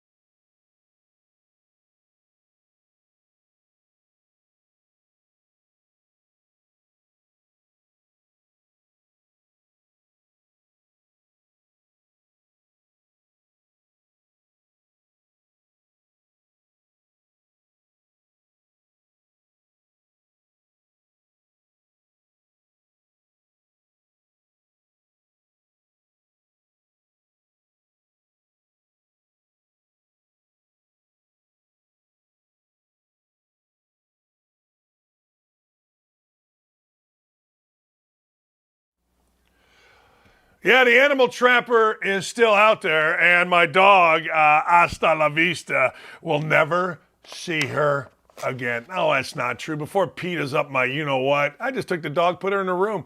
Every time somebody comes to our house, she screams like an idiot. She was sitting down here, just sweet as you please, and next thing you know, boom. All right, stock up and stock down, ladies and gentlemen. Stock up. How about Quinnen Williams? How about Quinnen Williams becoming, I don't know, the highest paid jet ever.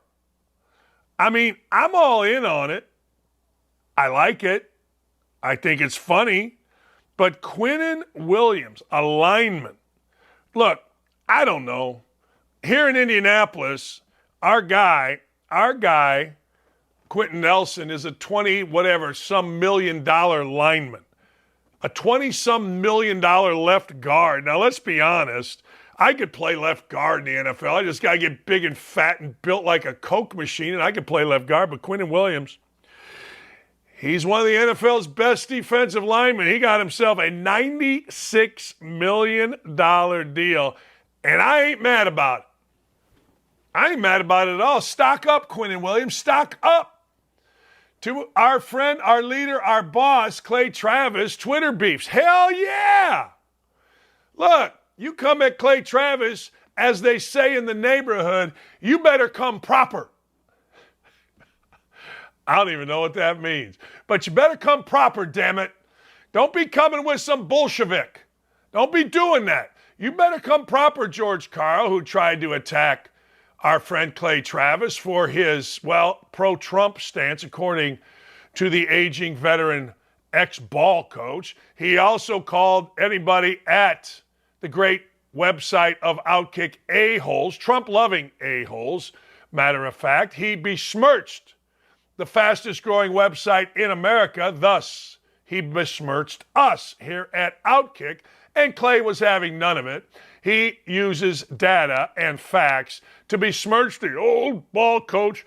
I dedicated my life to ball. Really? You're an idiot. I mean, all these guys, like there's a group of guys that want me to go have dinner. We're going to go have breakfast once a month over at Gracie's restaurant. It's just a bunch of old coaches that dedicated their life to ball. Well, you're an idiot. Dedicate your life to your family. What are you doing? You know, coaching, you influence more people. Are you crazy? I influenced more people and helped more people in 1 year on the radio than I did as a coach for 20 years. Are you crazy? You got like 13 guys on a team. So if you're going to come, George Karl, you come proper. Now, Mark Cuban, a little different deal. Mark Cuban came strong. And then Mark Cuban got called a little biatch. And Mark Cuban no like it. And Mark Cuban hasn't been seen or heard from since, and I don't blame Mark Cuban. You got to come proper, Mark Cuban. And Clay Travis has said, hey, look, I'll debate you fair and square on what's going on in the NBA. But the problem you have, ladies and gentlemen, the problem you got when you debate and you're pro-NBA is this question. Why are you taking Chinese money if you're so concerned about human rights? Now, my NBA answer would be because we're a business. We're a business. Now, we care about rights in our country of America, but other than that, we're a business. We care about racism. We care about police shootings. We care about inequities in society. We care about our country, but hey, we're a business.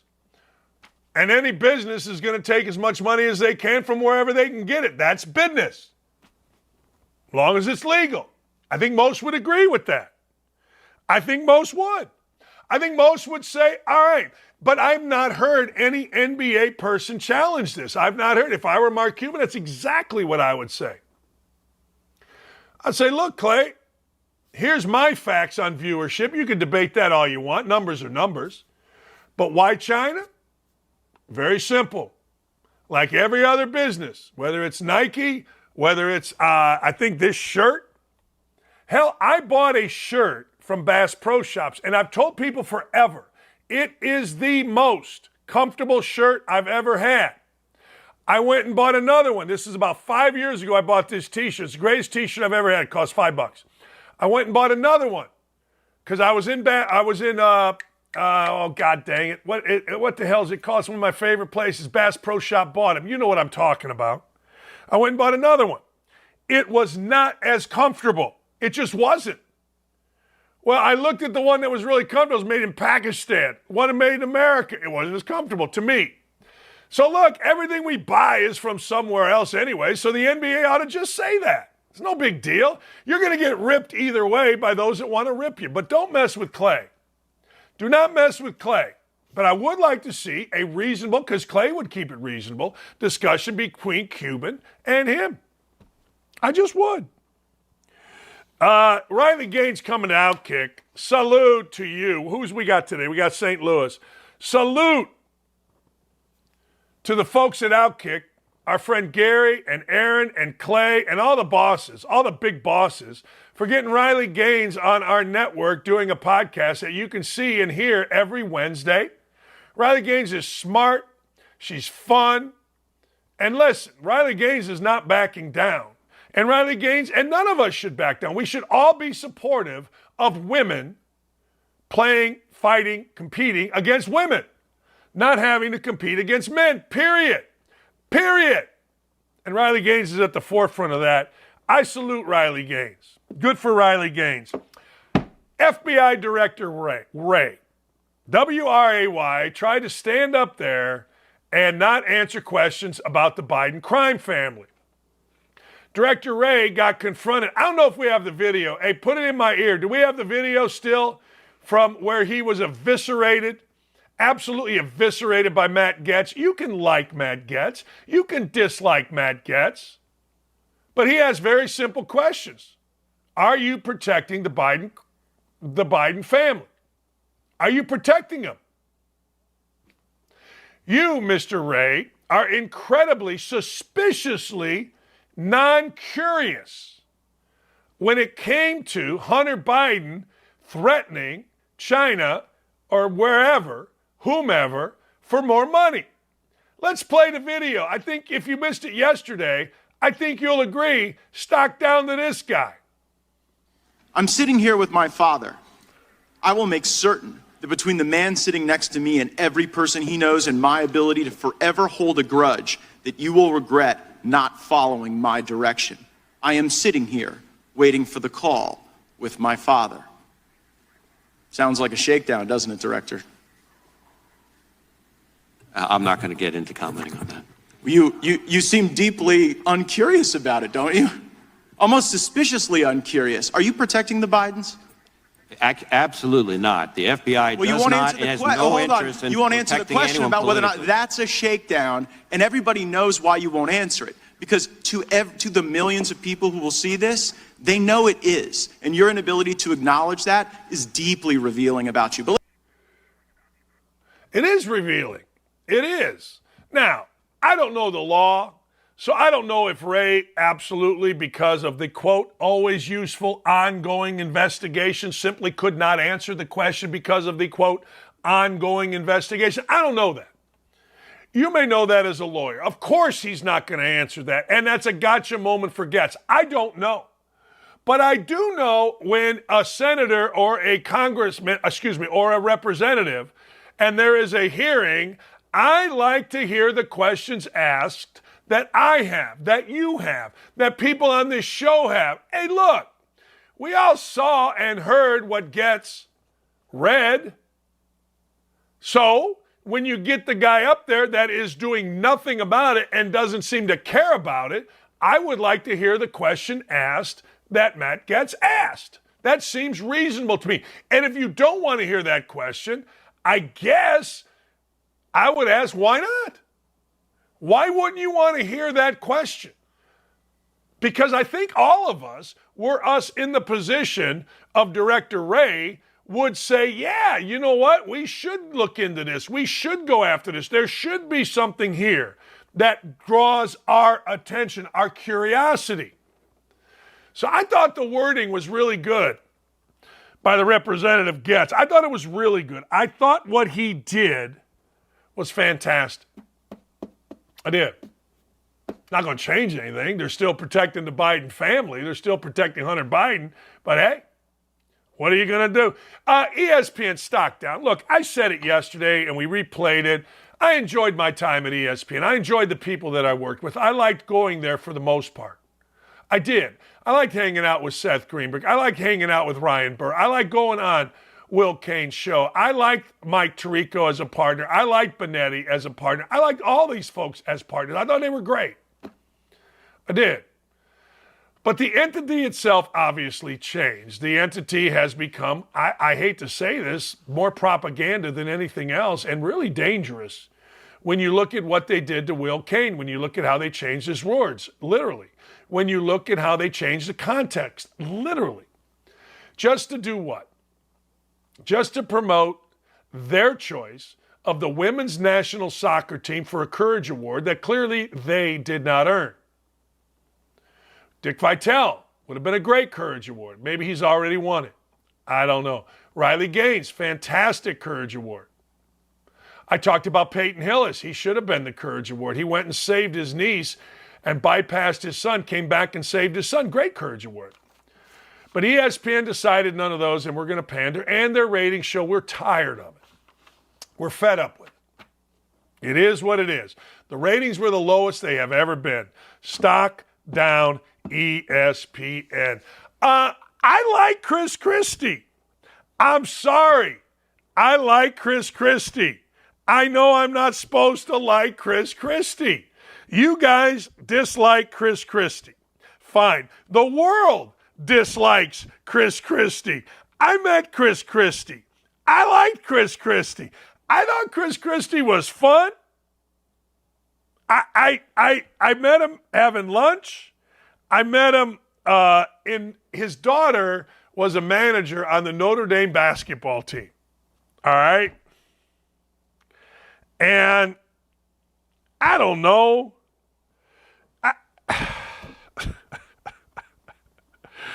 But nobody likes Chris Christie. Stock down Chris Christie. He wants to fight people. He says he's got 40,000 donors.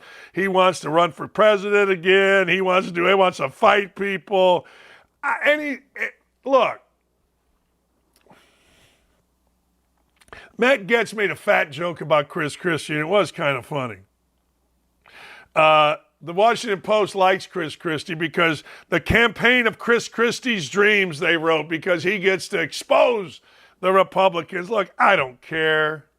But Chris Christie talking about Donald Trump and him having a fight.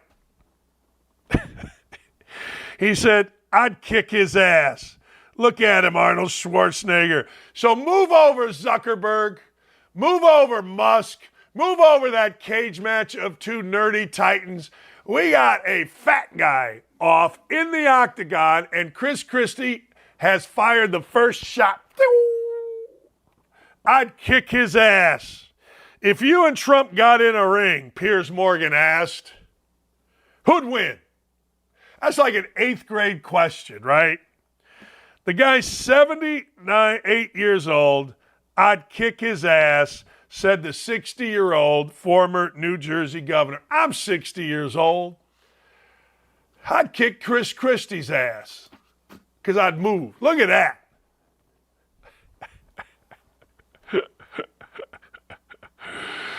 Oh, man. Christie's strategy has been to target Trump, and I don't blame him. Chris Christie should think before he opens his mouth is what Trump's people said.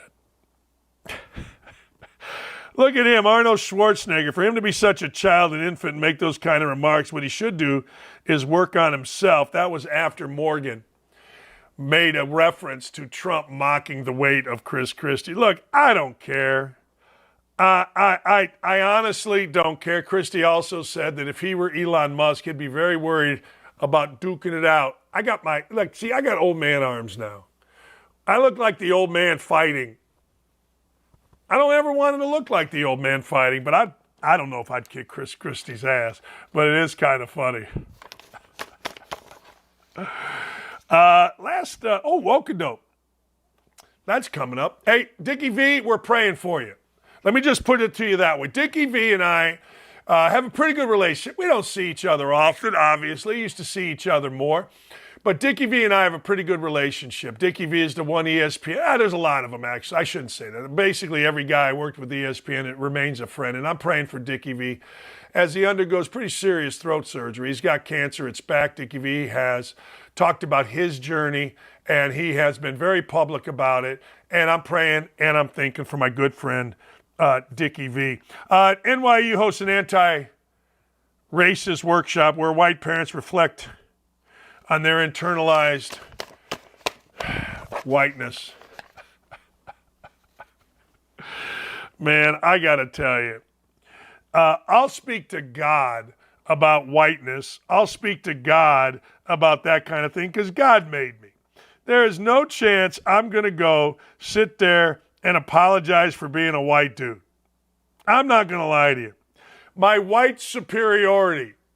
Yeah? All right. We want to reflect on your white superiority. I don't know one person that has white superiority. I got to tell you, if I'm a white nationalist or if I'm a white supremacist for working out, being a great father to my kids, taking care of my stepkids, wife, ex-wife, then I'm a bad guy. I'll do whatever. I'll take whatever you want. I'll take whatever you want to talk about, and I will run with it like crazy. I will run with it. I will go with it. I will say it. I will do it. I will take all of it, but I certainly am not apologizing for being born white because, frankly, I had nothing to do with it. The good Lord made me white. The good Lord could have made me black. The good Lord has blessed my life, and I am thankful for that. But ain't a chance in holy hell I'm going to sit at some workshop at a liberal trash outfit like NYU and internalize my white supremacy. I'll tell you what I'll do. I'll speak on how hard I work.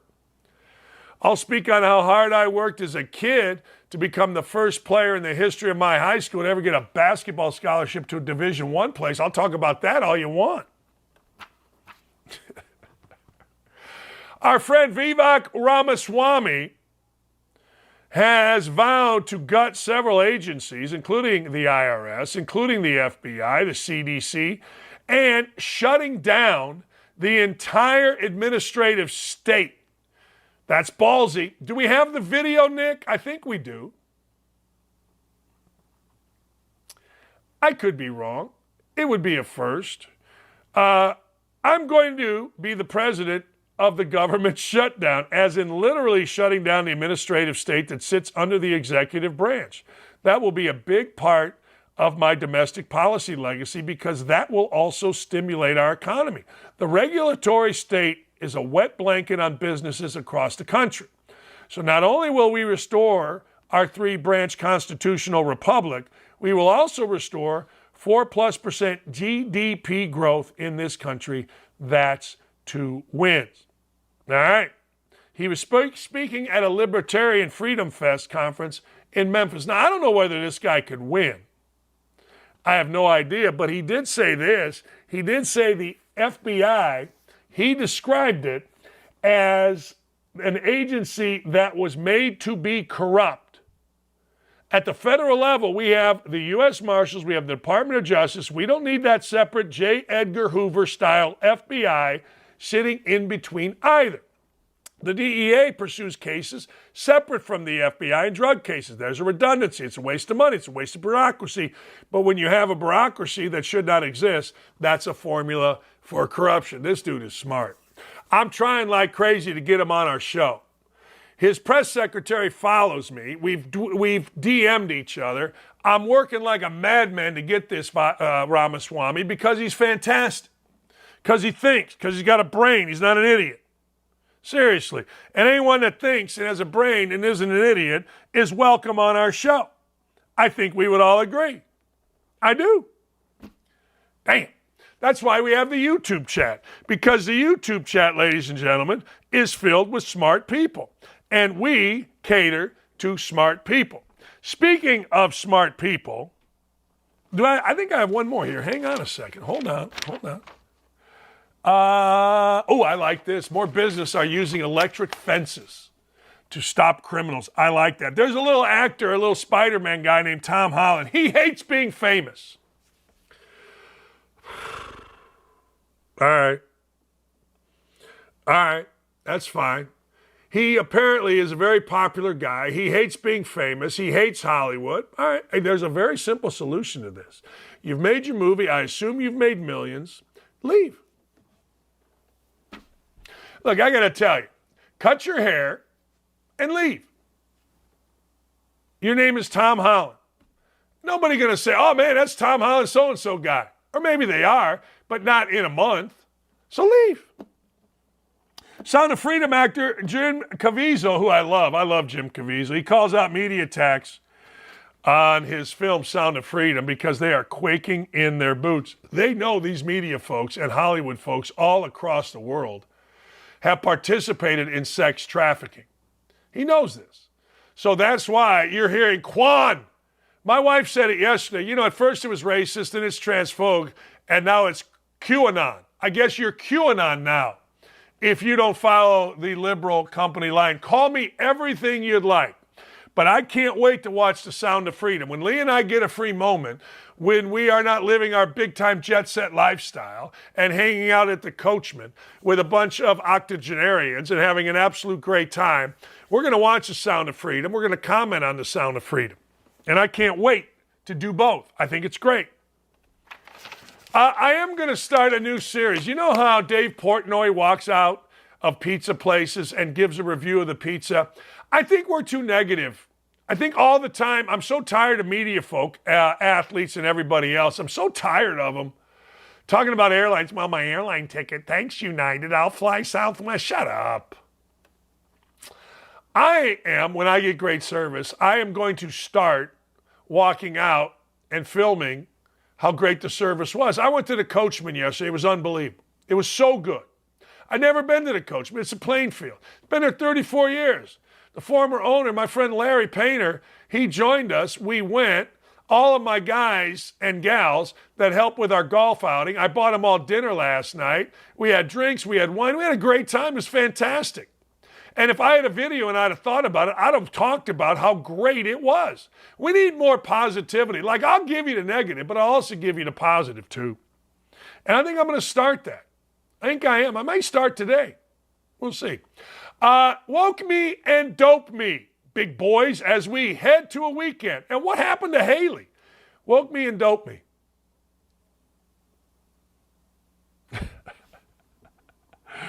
Guns, crime, and crank. Aw, you're sweet. Got a few papers at my house. Hello. Yeah, that's pretty good. Top one, Hunter Biden. Bottom one, Donald Trump. Got a few newspapers at the crib. Oh, my God, I got to call the DOJ. Oh, my God. This is how it works. It really is. I got guns. I got crack. I got crime. Oh, he's just a nice little boy, and his dad is just being a dad. Oh, well, I got some papers spewing around. I mean, we all have them. Oh, well, DOJ, hey, we got a problem here. Trump needs arrested. That's the world we live in. And I got to tell you, I've never been one to defund the police. Never. And I don't want to defund the police. People made reference because I said, look, if the FBI is targeting us, normal citizens, they shouldn't exist. People say, well, you are for defunding the police. No, I'm not. Not even a little. What's next? Stupid. I love the police. More police. I wish, yeah, here we go. Woke teachers, trans kids, normal, yeah. Dark side of the groom. That's what happens. You come in as a normal kid. Some clown woke teacher gets you. And you come out, I'm a trans kid. You know what's going to happen? Mark my words on this. At some point, these trans kids that don't want to be trans kids are going to grow up. They're going to grow up. And you know what they're going to do? They're going to be pissed. They're going to out a lot of these people. Because kids grow up, I don't know if you know this, but you think you are manipulating a child. Well, that child grows up, and we all have memories, both good and bad, from being a child. Wait, give it about 10 years, and that's going to explode. And I guarantee you right now, the woke is doing one thing, they're preparing for it. And if they're not, they're idiots. And of course they're idiots because any idiot, well, you have to be an idiot to try to transition a child, a normal child. Ridiculous. All right, what's next? What's the difference between a conspiracy and the truth? About 6 months.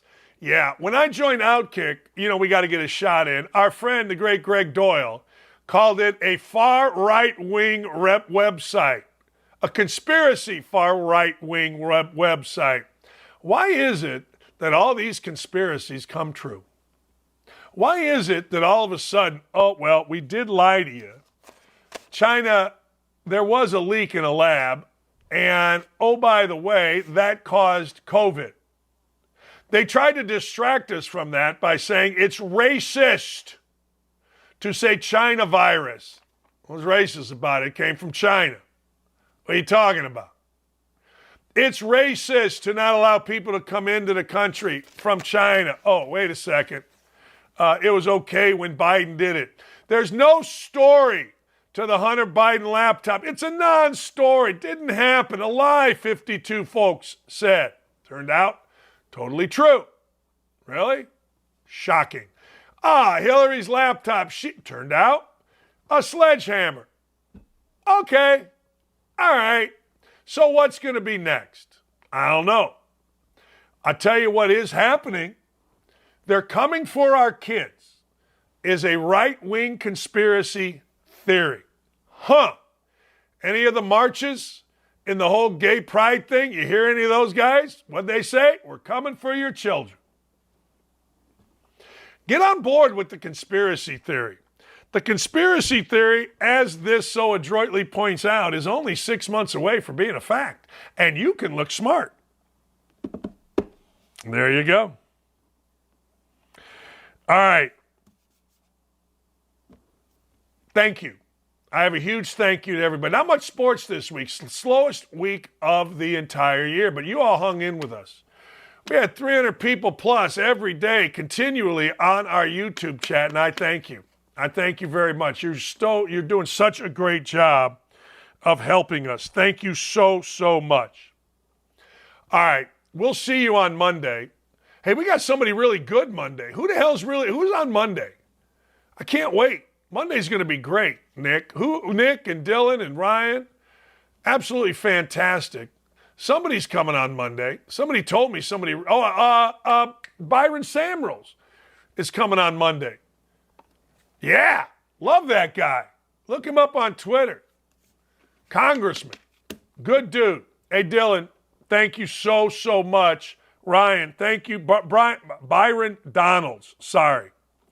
Byron Donald is coming on Monday. I love that guy. Sports is back. We'll talk about that. Haley was off today. Nick, great job. Dylan, fantastic. Ryan, thank you for everything this week, including coming to my golf outing. Aaron, you are the man. Of course, Gary and Clay and everybody that allows us to do this. Have a great, great weekend, everybody. We'll see you on Monday. Tell your friends.